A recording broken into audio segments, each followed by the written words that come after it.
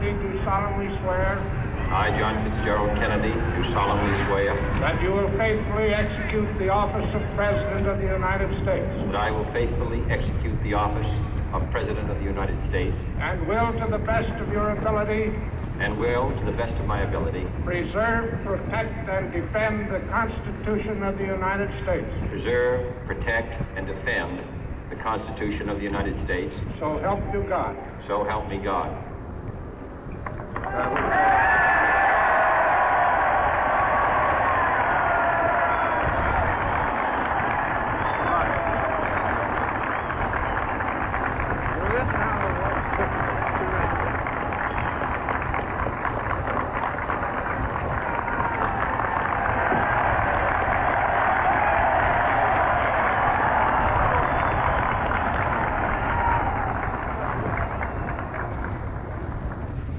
Vice President Johnson, Mr. Speaker, Mr. Chief Justice, President Eisenhower, Vice President Nixon, President Truman, Reverend clergy, fellow citizens.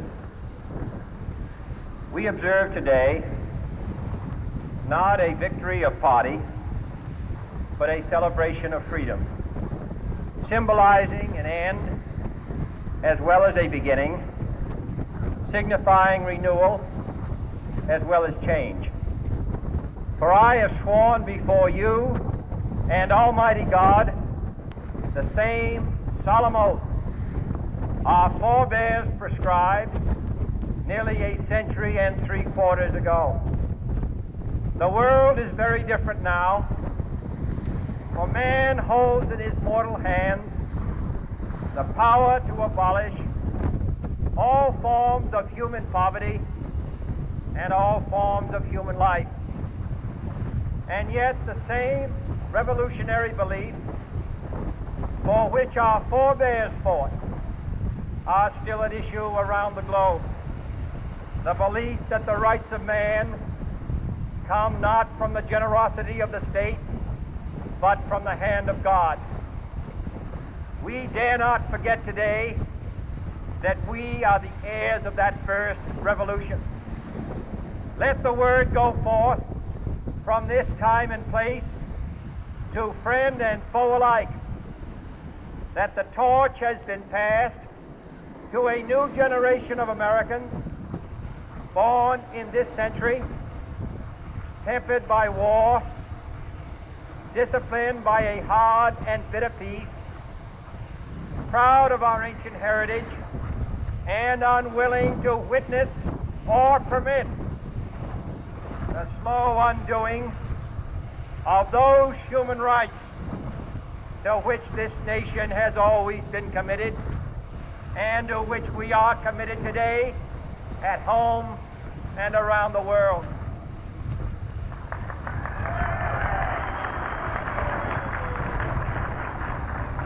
Let every nation know, whether it wishes us well or ill, that we shall pay any price, bear any burden, meet any hardship, support any friend, oppose any foe to assure the survival and the success of liberty.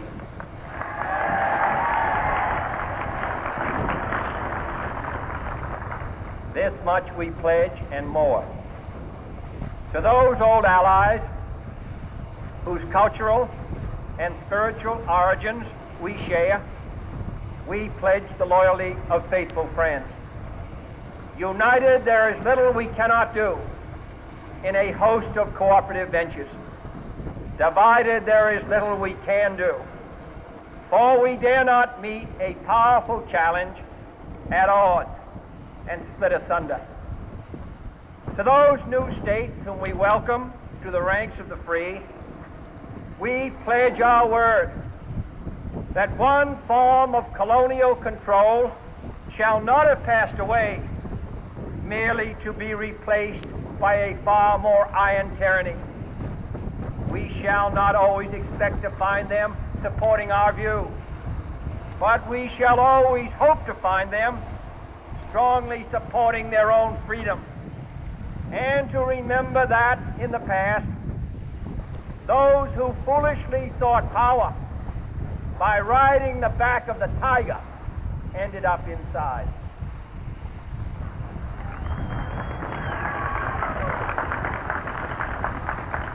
To those people in the huts and villages of half the globe struggling to break the bonds of mass misery, we pledge our best efforts to help them help themselves for whatever period is required, not because the communists may be doing it, not because we seek their votes, but because it is right.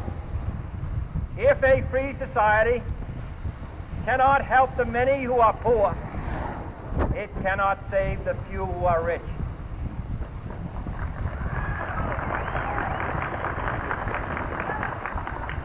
To our sister republics south of our border, we offer a special pledge to convert our good words into good deeds, in a new alliance for progress, to assist free men and free governments in casting off the chains of poverty.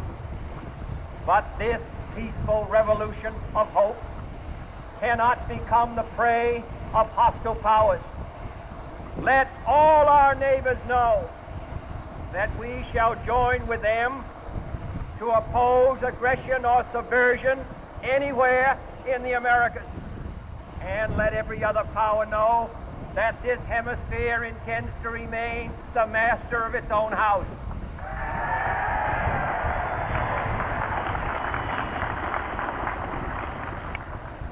To that World Assembly of Sovereign States, the United Nations, our last best hope, in an age where the instruments of war have far outpaced the instruments of peace, we renew our pledge of support to prevent it from becoming merely a forum for invective, to strengthen its shield of the new and the weak, and to enlarge the area in which its writ may run. Finally, to those nations who would make themselves our adversary, we offer not a pledge, but a request that both sides begin anew the quest for peace. Before the dark powers of destruction, unleashed by science, engulf all humanity in planned or accidental self-destruction, we dare not tempt them with weakness, for only when our arms are sufficient beyond doubt can we be certain beyond doubt that they will never be employed.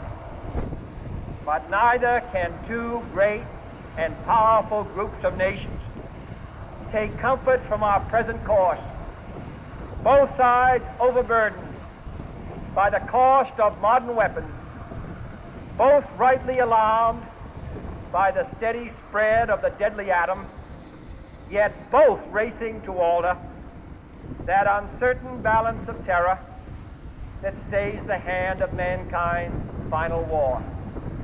So let us begin anew, remembering on both sides that civility is not a sign of weakness, and sincerity is always subject to proof. Let us never negotiate out of fear, but let us never fear to negotiate.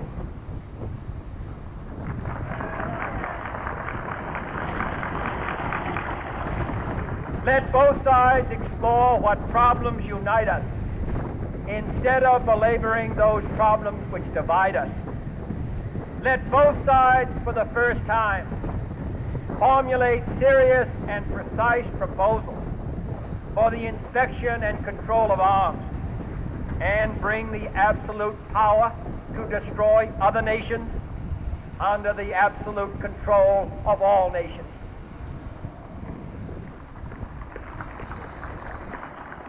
Let both sides seek to invoke the wonders of science instead of its terrors.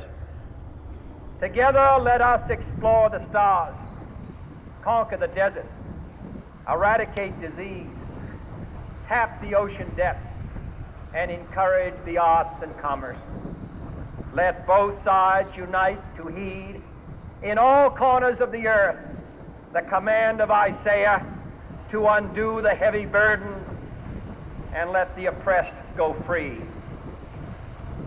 And if a beachhead of cooperation may push back the jungle of suspicion, let both sides join in creating a new endeavor, not a new balance of power, but a new world of law, where the strong are just, and the weak secure, and the peace preserved. All this will not